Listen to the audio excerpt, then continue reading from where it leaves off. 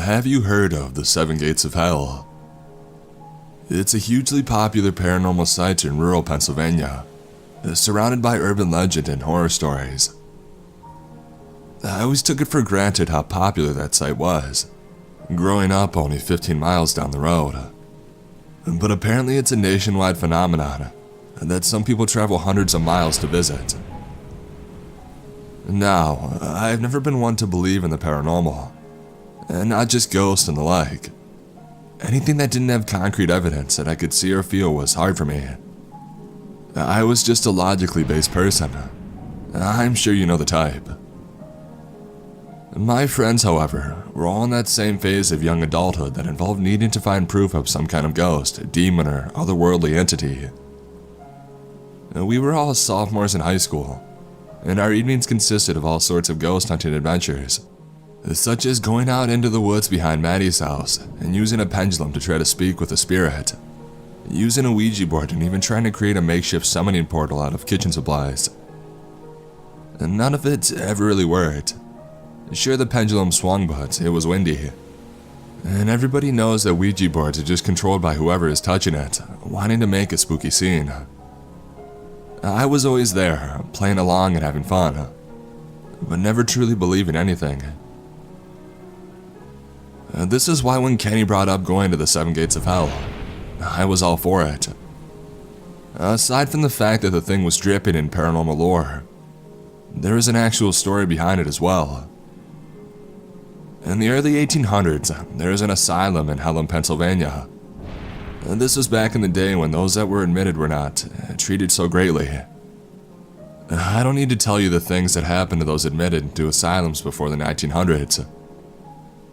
And one evening, that asylum caught fire and started to blaze for the centuries.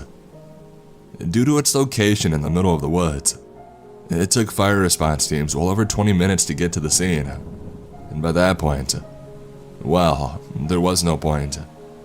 Most of the occupants of Helena Asylum were burnt alive, and while few escaped into the forest, many were found dead later in the surrounding area due to smoke inhalation, starvation, or being ripped apart by animals. All quite gruesome deaths. I wanted to see the remnants of the asylum that were allegedly still there past the 6th gate. It was a Friday night when we went, leaving our home at 10 p.m., so that we could try to be at the asylum by 3 a.m., the witching hour. There were 5 of us: Kenny, Maddie, Andrew, Lauren, and myself. We all piled into Kenny's single-row pickup truck. "So, what are you guys hoping to find out there?" I asked. I know there is supposedly the ghosts of the asylum inmates, but other than that, I didn't know much about the lore. "Oh, you know, the usual. Ghosts, demons, whatever wants to show itself to us," Kenny stated matter-of-factly. At first, Maddie and Lauren actually seemed a little tense, which was strange. This was the kind of thing that we did all the time. It was Lauren that spoke next. "Well, it depends on how deep into the woods we get. I heard Anders and Lawrence went by themselves last week and couldn't get past the 3rd gate. It said that they started hearing voices and seeing eyes in the woods. It spooked them out real good." I suppressed a laugh. Anders and Lawrence were basically the class clowns of our high school, and taking anything that they said seriously was almost as much of a joke as whatever it was that they had said. "Yeah, and I've heard that if you can make it past the 7th gate, then you get sent directly to hell, and never to return," Maddie said, her eyes scanning the woods to her right. "Assuming that hell is real, that is," I chime in, achieving a punch in the arm from Andrew. After about a 45-minute drive, we arrive at the broken down street sign that says Toad Road, the alleged beacon of where the gates are to start. "Okay, everybody, shut up. You all have your flashlights and knives?" Kenny asked. We had been instructed to bring flashlights for obvious reasons. And knives? I guess to feel more safe from the ghosts. I know I brought one in case of coyotes, which were more popular in that area than I would like to remember. An actual threat. We all nodded in his direction, signaling our 2 items. Great. So about 1/8 of a mile in the forest here should be a rusted gate. That is the first gate. And once we cross it, we will be in the devil's territory. Kenny said with a smirk on his face. I hope he's ready. I rolled my eyes and I shot a smile at Maddie, who was looking a little bit nervous still. I put my arm around her and whispered to her that everything was going to be alright. And maybe they would finally find something of substance so we could put this dumb paranormal stuff behind us and move on to the next fad. Kenny would soon turn around and lead us into the woods. It took us about 5 minutes to reach the gate that he had spoken of. I honestly didn't see what the big deal was.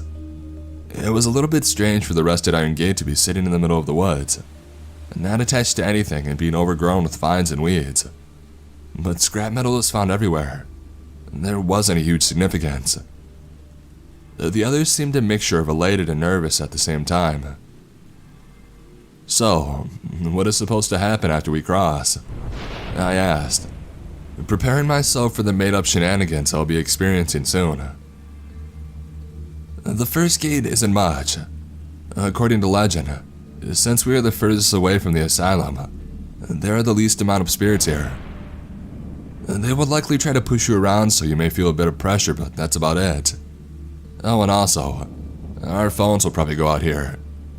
Electronics don't work in the gates. So please, stay close. And if you get separated from the group, just go back to the car so you don't get helplessly lost. I left it unlocked since we are in the middle of nowhere. Kenny banged his flashlight twice on the metal bars of the gate, causing bits of rust to spark into the air around it.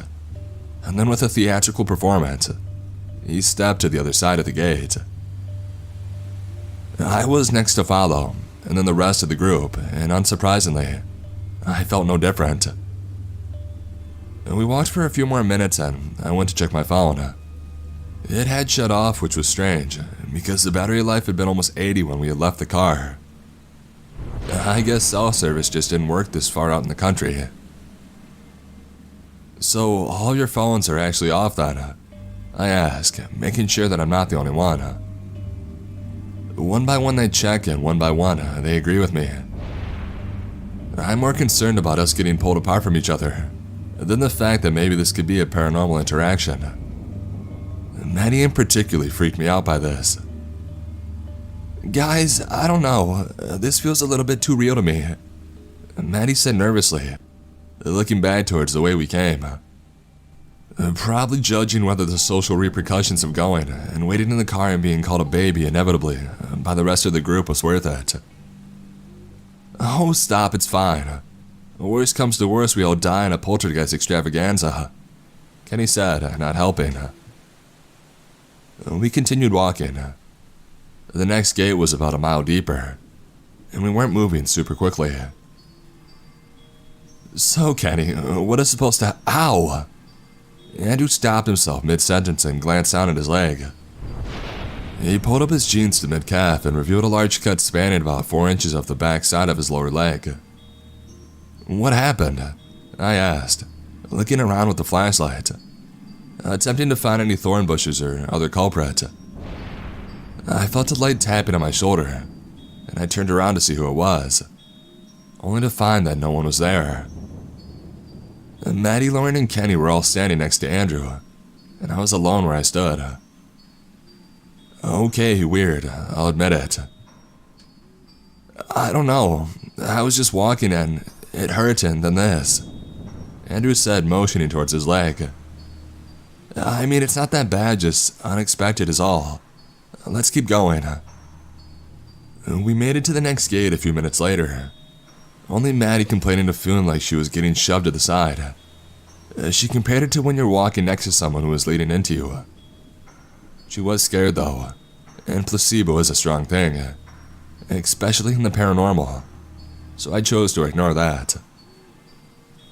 Alright, gate 2 is right here. On the other side of the gate, according to legend, you start feeling as if you're being followed. The pushing continues, only stronger. Oh, and there's a cult that guards the third gate at the end. So you know, watch out for them. Kenny, who had apparently not felt any presences during the first gate, and was obviously feeling a little more lighthearted than the rest of the group, pressed on without question. It was about halfway through the second gate that we encountered our first problem. Maddie's flashlight died. She swore up and down that she had fresh batteries in it, but nonetheless, we were short one. Maddie huddled close to me and used the light for mine as we continued down the imaginary path that Kenny was leading us to.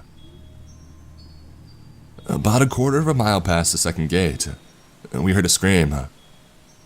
I whipped around and I saw Lauren on the ground, a wild look in her eyes, and she looked back and forth, so quickly that I was afraid she might break her neck. We all looked at her inquisitively. I don't know what happened. It felt like somebody just speared me. Lauren shouted, a panic growing in her voice. I walked over to her and I offered her a hand to get up. I'm serious, guys. It felt like I got tackled. I didn't just dive into the ground and scream for no reason. Lauren shook off my hand and pushed herself up, rejoining us, shock in her face. Kenny clearly didn't believe her, and Maddie looked like she was on the verge of tears. As we walked, I got the increasing sensation that I was being stalked. I began looking around for the signs of coyote, attributing the sensation to that, but I couldn't see anything that would alert me to the presence of wildlife. In fact, now that I was thinking about it, there is a surprising lack of wildlife altogether. Guys, hold up for a second, just be quiet. I asked everyone, and they were all happy to oblige. Not that anybody was really talking that much anyway. As everyone stopped, I felt a pit in my stomach start to grow. There wasn't a single noise being made.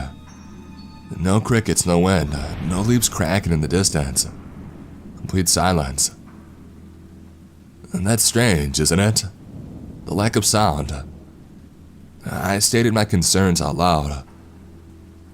I really think we should turn back. That feeling of being shoved down, that was enough for me. I don't want to mess with this stuff anymore. I'm serious. Lauren shivered as she spoke, despite the relatively warm night. Honestly, I'm down to turn around too. It's getting pretty late. Andrew spoke next. His eyes not necessarily frightened, but definitely on edge. Are you all being serious right now? Oh, come on. We drove all the way out here and we're not turning back now. Kenny said, his voice dejected. He threw his hands in the air in a fit. No, I think we should keep going. I just thought it was weird and all. I threw back. I felt it again after I said that. The tapping on my shoulder, as if somebody was trying to get my attention but I didn't want to speak. I turned my head, knowing that there would be nothing there, and not being surprised when there wasn't. How much further is the third gate? It should be right around here. Let's go. Kenny swung his flashlight around and started to walk again, not giving anybody else a chance to disagree. After another 2 or 3 minutes, we landed back on a road that appeared seemingly out of nowhere. There is no sound of traffic, obviously, and there was no paint on the road. It just seemed like concrete in the wilderness. That feeling of being watched was almost overwhelming now, and I have to admit it. It had started freaking me out a little bit at this point. I could see in the distance another gate sitting at the end of the road. This one felt different though. Maybe it was because it was decidedly less rusted and antique looking. Or maybe it was because it was in a place that actually made sense for a gate to go, instead of being in the middle of a forest. But somehow it just felt strange. When we were about 10 yards away from the gate, I heard Maddie start to sob. I turned to ask her what was wrong and I saw utter terror in her eyes. I will never forget that look. I asked what was wrong and she couldn't even speak. She just pointed to the sides of the road. In the darkness, where the road dropped off into more grass and trees, sitting just along the edge of our vision were bright green eyes. Hundreds of them. It took all but 5 seconds for the rest of our group to see what Maddie did. Those green eyes, unnaturally bright in the darkness of the forest surrounding them. Lauren let out a shriek, and Andrew just about jumped out of his skin, despite not actually making a scream. I swear Kenny actually smiled, as if he was happy to finally have something to talk about. His smile doesn't last. I know that he wants to see something metaphysical more than any of the rest of us, but even for him, this felt like more than we had bargained for. One by one, what felt like thousands of men stepped out of the shrubbery on either side of the road, each holding some sort of weapon. My heart dropped. Maddie is clinging onto me, her face shoved into my chest, sobbing.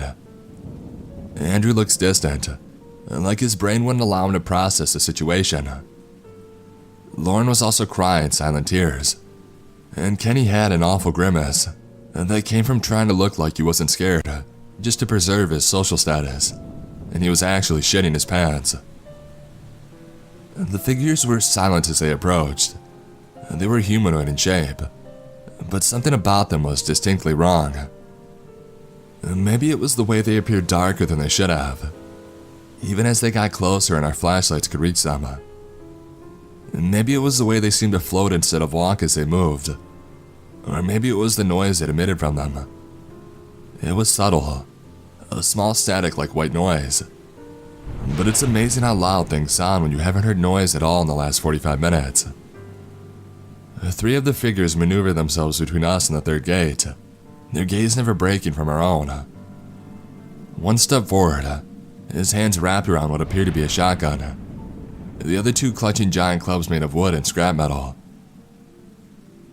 "You will turn around now." The voice didn't come from the man with the shotgun, but rather boomed through the air, as if the world itself were speaking to us. Of course, my initial reaction was to turn around and get the hell out of there, as was everyone that was sane in our group. Kenny, however, stared forward with more purpose and drive than I had ever seen. He had finally done it. He had contacted and seen with his own 2 eyes something from another world. We all had. However, unlike the rest of us, it hadn't frightened Kenny. It had made him want to know more. No, we're going to keep going. This is public land, you can't stop us. I don't believe that you will pull that trigger. Kenny spoke back to the creatures with a calm precision. He really meant what he was saying, and I couldn't understand how. I fought every urge in my body to turn around and bolt, and I walked forward to put my hand on Kenny's shoulder. "We need to go, man. I don't think these guys are messing around. We need to go." I put emphasis at the end of the sentence, hoping that my good friend was just in some kind of shock-induced state of overconfidence. I turned around to look at the rest of us, instead of them. "Look at Maddie and Lauren." I pointed at the 2 girls. The former sat in her hands trying to avoid her surroundings, and the latter sitting down next to Maddie, trying to put on a tough face and hardly succeeding. "What? Do you want to chicken out just like Anders? This is all just meant to scare us, okay, Daniel? Nothing is going to happen." A crack once again pierced the night, and I knew instantly that the shotgun had been fired. I didn't even have time to scream before Kenny was gone. I don't mean gone as if dead. I mean gone. Ceased to be around. There was no trace of him. One moment he was talking to me, and the next my hand was no longer on the shoulder of my childhood best friend, but rather floating through the air back to my side. The figures were gone too. Kenny! I shouted into nothingness. The sound was gone again, along with the creatures, so my voice felt like it would travel miles, but nothing came back. I turned back to everyone else, and they looked as petrified as I was. "Where is he, Daniel? He was just right there. You had your damn hand on his shoulder. Daniel, where is he?" Andrew was now in front of me, and jabbing his finger into my chest as if somehow I was the one that had caused this. I started. "That is bullshit."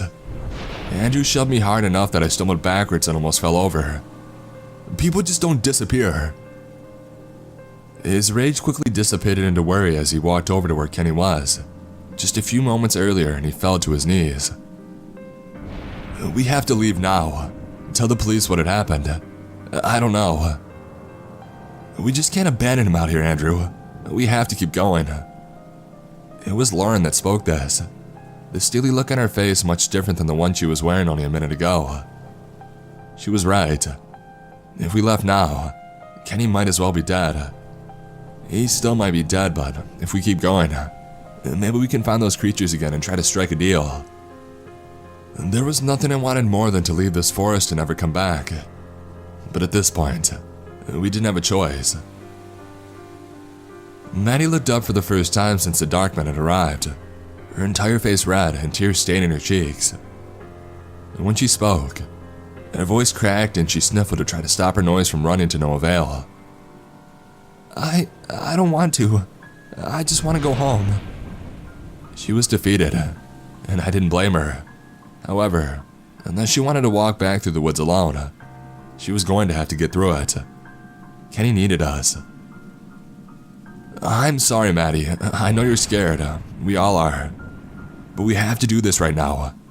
We have to. We have to." I repeated it twice. Once for Maddie and once for myself. She looked back to me like a little kid being told that she was going to be spanked.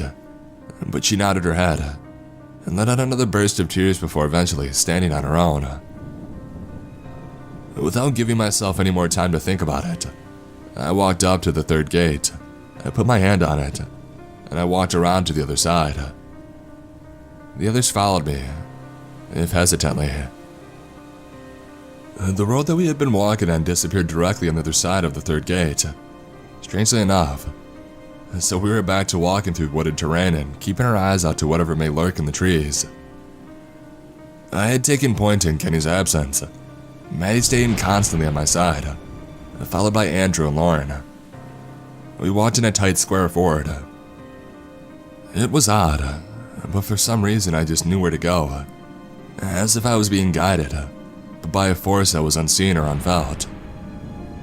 I found myself making turns around certain trees and crossing over a small stream at one point that would have been much easier to just walk alongside. The tapping that I had been feeling on my shoulder previously was also getting stronger and harder to ignore. It was persistent now, and the taps were becoming harder and more painful. I could tell that the others were feeling something similar, even though nothing was being said between them. All three of my companions would occasionally grimace and hold a section of their body, or spin their head in a different direction that had no calling to it. To their credit, especially poor Maddie, no one said a word. We ventured in silence for about 15 more minutes before we heard a scream. It was off in the distance, maybe 50 yards away, if I had to guess. But with the lack of other sound, it was really hard to tell. Andrew and Lauren started to run towards the sound, calling for help, and I was soon to follow. They were slightly ahead of us, and when we passed into a clearing, the two in front of us just stopped on the dime, nearly causing Maddie and I to run straight into their backs. Andrew's hands clapped over his mouth and Lauren turned away to vomit. I looked past them, and I saw my own mother being stabbed repeatedly by what I only can describe as a monster. It was pitch black like a shadow, with curved blades for hands and lanky canine-looking legs bent in directions that didn't make any sense. "Mom!" I screamed, mine almost as blood-curdling as hers. I rushed forward and I tried to tackle the creature attacking my mom, but right as I was about to lay into it, it too disappeared right in front of my eyes. I turned to find my mother, but she too had been replaced with the face of another. An old man with blood running down his lips, looking at me with a devilish smile. He licked his lips as he stared at me, and then he vanished himself. It took me a minute before I could move again. I had no idea what was real. Was this all a hallucination? It couldn't be, because clearly everybody else saw the same thing as I did. I had no answers, nor any semblance of a clue what to make of the events that had happened. I fought back the urge to scream and vomit and walked back to our group.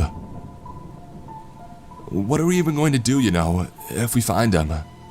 Andrew said, his eyes still trained on the ground where he had just seen 2 more beings disappear. "We are going to kill whoever took him." Lauren spoke up. Everything about her had turned to ice. It almost made me more uncomfortable seeing this sweet, pretty girl who had enjoyed watching makeup tutorials on YouTube and flirting with boys on Twitter look as hardened and shut off emotionally than it did seeing the spirits. Almost. With a new sense of pace, we started back on the trail. My flashlight flicking back and forth between the trail in front of me and the trees beside me even more often now. And it wasn't long before we reached the 4th gate. Or at least I think it was the 4th gate. There actually wasn't any gate at all, but only a prominent mark in the ground, like someone had run their finger through wet concrete and molded it that way. I just knew that it was, however. I knew that we were getting deeper into the game. Closer to hell, I suppose. I didn't even bother to stop. I just kept walking.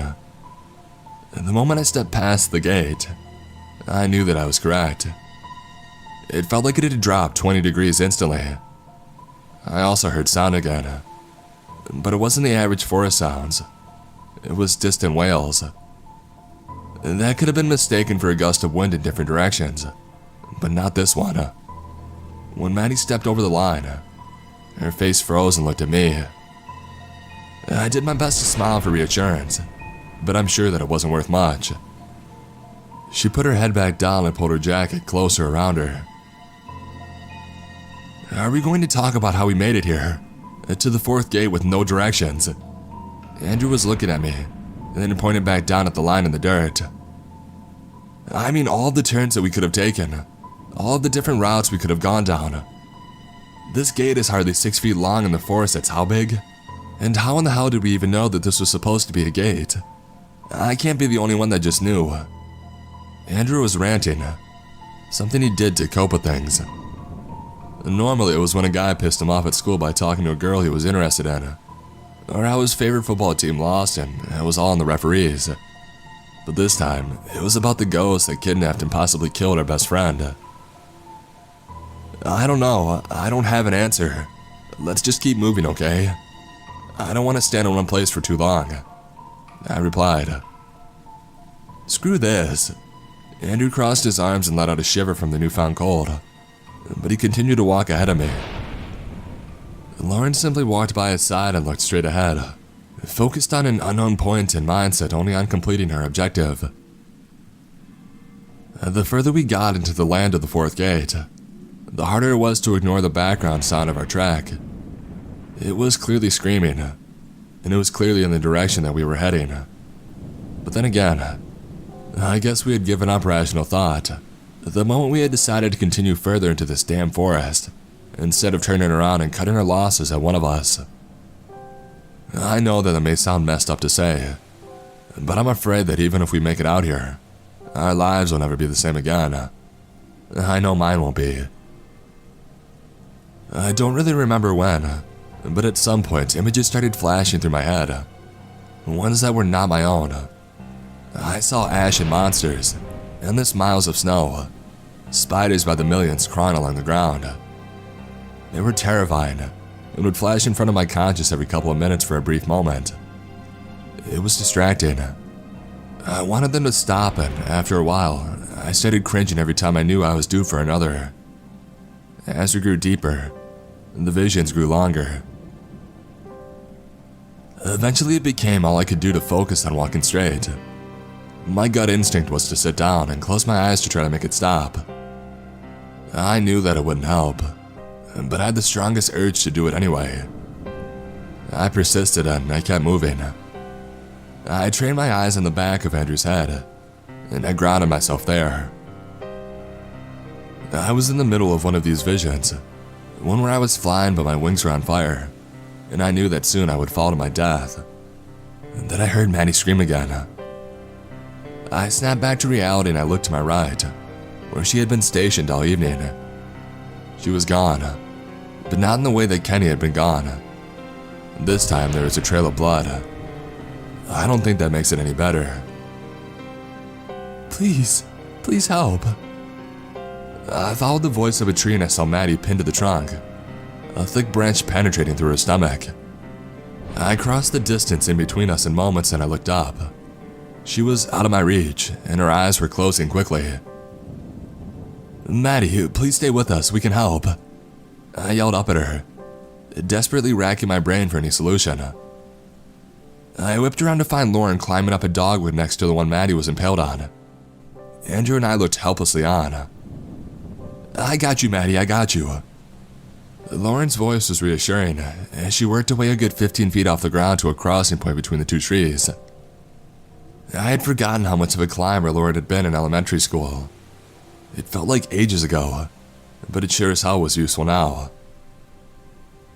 Lauren reached over and made the jump. Maddie followed her lazily, a drunken haze settling over her whole body. Lauren began to slowly climb down to the level our friend was at and cradled her head. She then looked back down at us and shook her head. There was nothing that we could do. "You have to try, Lauren. Please, get her down," I begged. I couldn't handle another loss. And Lauren grimaced and did the only thing that could possibly save her. She broke the branch as close to Maddie's body as she could and she pulled her off.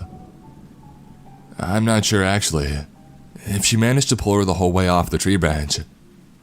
It wasn't long after Lauren had touched her that Maddie disappeared into thin air. I sat down on my knees and I cried. With Kenny, we could force ourselves into thinking that he was still alive somewhere, just kidnapped by some mysterious force, waiting for us to save him. Maddie was dead. I don't know where the body went, but I could see the life drain from her eyes when she was up on that tree. I don't think I'll ever get that image out of my head. Can you imagine seeing your best friend, the one who begged you to leave and that you forced to keep going, impaled on a tree limb, screaming for her life, and knowing that you couldn't save her? And there wasn't much time for grieving, however. Whatever resided in this forest didn't care about feelings. I only had a minute of freedom before the vision started again. Piles of bones, and my home being swallowed by an earthquake. Creatures of indescribable horror chasing after me. The pressure that I felt pushing me forward didn't stop either. I could feel it pick me up from below my armpits. Literally, mind you, and shove me forward. Lauren made her way down from the spot she had been trying to rescue Maddie, no expression on her face, and walked right past me in the direction that I had been shoved. Clearly, she was getting directions too. Andrew put his head down and walked behind her, leaving me as the last to follow. I took one last glance back and I continued on. There was nothing else I could do. The fifth gate didn't exist. At least not physically. No one had spoken a word for the mile walk after Maddie's death until eventually Lauren spoke. We just passed the fifth gate. Of course, I felt it too. Instead of feeling hands tapping or shoving, it now felt like a consistent pressure. Like when you were 5 years old and your 6'8" uncle gave you a bear hug. Only then you knew that it would eventually end. The visions have gotten increasingly worse, but I'm starting to become numb to them. They are just a part of me now. I've accepted that. I hadn't noticed it, but the terrain around us was changing as well. Things around us were just dead now. The trees were growing more and more brown, leaves becoming more scarce as we continued on. Plants with blooming flowers were replaced with thickets of thorn brush. Animal carcasses littered the distance. It seemed unlikely that we were even still in an earthly plane anymore, the more that I thought about it.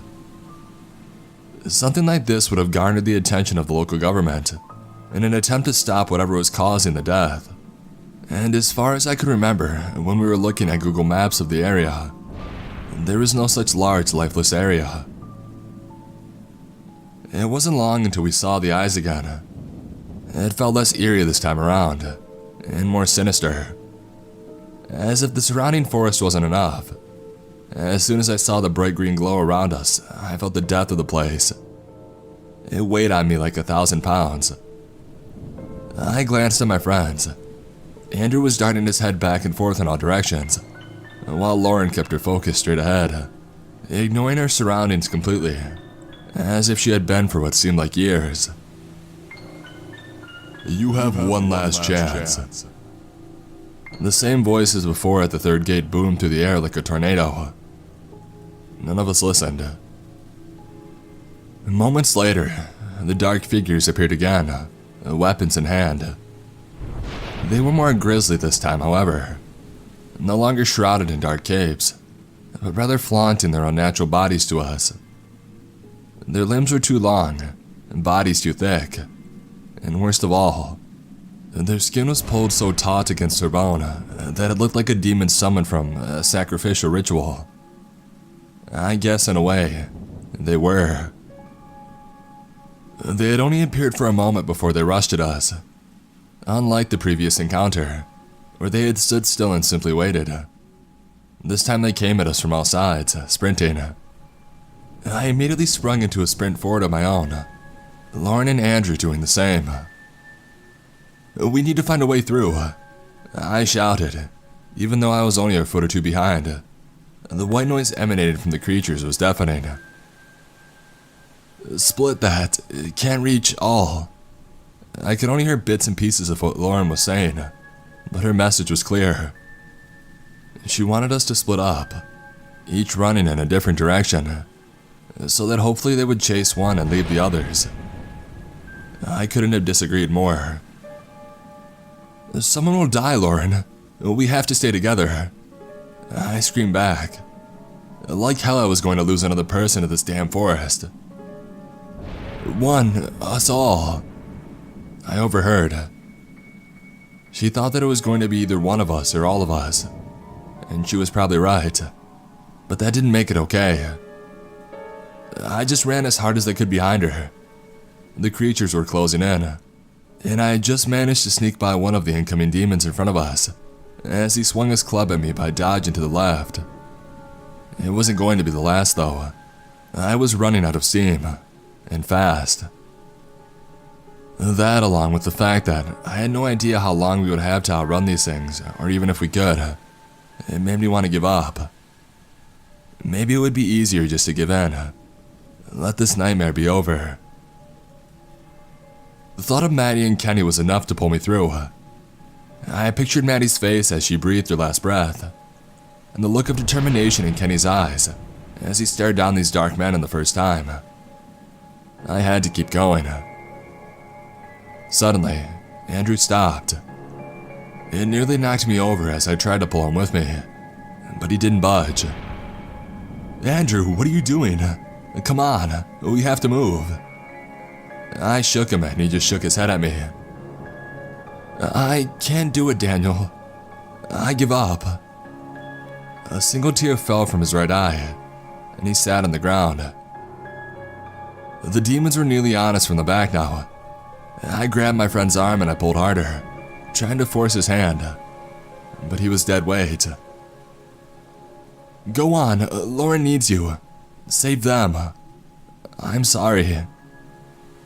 Andrew turned around and ran towards the creatures that were coming from the back, and he threw his body into them. I hadn't even noticed that the ones in front of us had reached me as well, but they just ran straight past, all converging on Andrew, tearing his body apart limb from limb until there was nothing left. I couldn't watch, so I spun around, and I sprinted forward again. I took one last glance behind me as I caught up to Lauren, only to see what was left of Andrew disappear, just as the others had, along with the dark men. "How do we do this, Lauren?" I asked, stopping momentarily to catch my breath. "We are dead already, Daniel. Don't you get that?" It wasn't a question. I saw no sympathy for our mutual friend in her face, no remorse. And then, without another word, she walked again, onwards towards the next gate, one step closer to hell. If you didn't count what we were in as hell already, that is. The sixth gate had came and passed. I didn't say a word, and neither did she. I don't think either of us really know what we were going on for at this point. I'd given up on saving them. I guess I only moved forward because it seemed like a waste to go back. The visions have completely taken over my sight. I only see horrors now, and my legs walk on their own. The silence of the forest has completely been taken over by screams and agony and anguish. I look down at my arms during a brief moment of clarity, to find them covered in bone-deep gashes and bruises that are dark and large. I chuckle to myself, and despite everything, I didn't even feel these injuries. At least if I died, it would be painless. We traveled for hours, and eventually, that little presence that had been guiding us the whole time went away too. We wandered aimlessly, with no way of knowing where the seventh gate would be. The final gate. I tried for a moment to think about it logically, but it was hard to do anything besides concentrate on not going insane. And finally, it came to me. Each gate had some sort of trial, an attempt by the forest to get us to leave.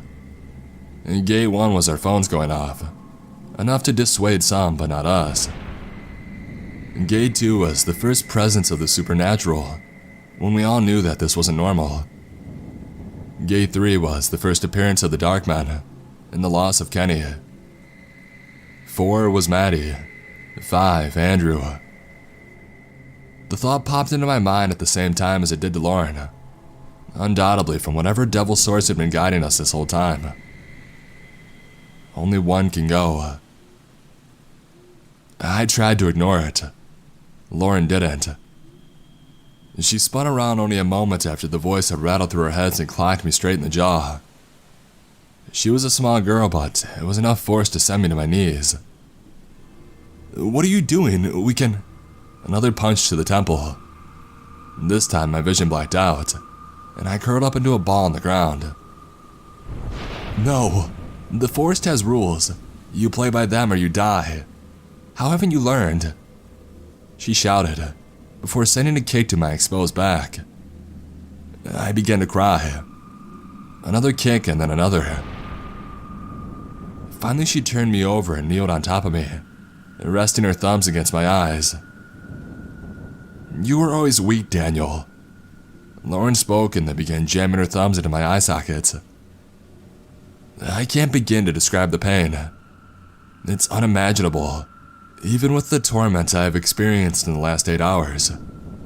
My body responded, rolling to the side and throwing Lauren off balance enough for me to push her away. I grabbed my head and I tried to think. I didn't have long before she was on top of me again. Her arms around my neck this time, trying to choke me. I threw her off again, begging her to stop and think, to figure out a logical solution.